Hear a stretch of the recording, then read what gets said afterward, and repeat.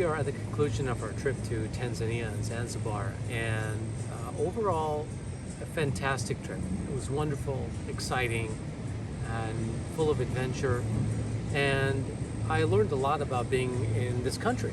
I learned, first, I didn't know much about Tanzania coming in, and now as I'm leaving, I know a whole bunch more.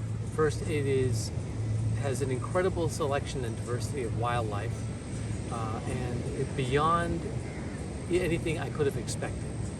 And on top of that, just the people, very warm, welcoming, and on top of that, just the infrastructure, the facilities, very convenient.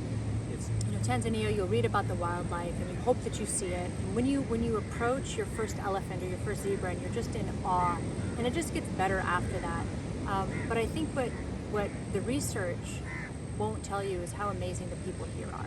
They're so warm, they're so well, they're a lot of fun. They're just, they have a lot of love and a lot of hospitality to them. And like Omar was saying, the accommodations are so unique that you really have an admiration for what they've done with their country and what they how they will welcome you when you come in. This trip has completely rekindled my passion for photography. My photography prior to this had become stale, stagnant, and really I hadn't been progressing for a long time. But now with this trip, I can see things now where I can improve, and I see already even during the trip where I've improved, and I really enjoy the photography aspect.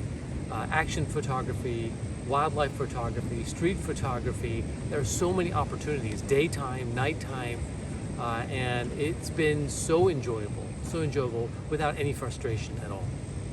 Yeah, and for me, not being a photographer by any means, coming in thinking I was just simply team iPhone, I learned a lot about photography, so it actually it invigorated a little bit of a passion, and I do want to learn more.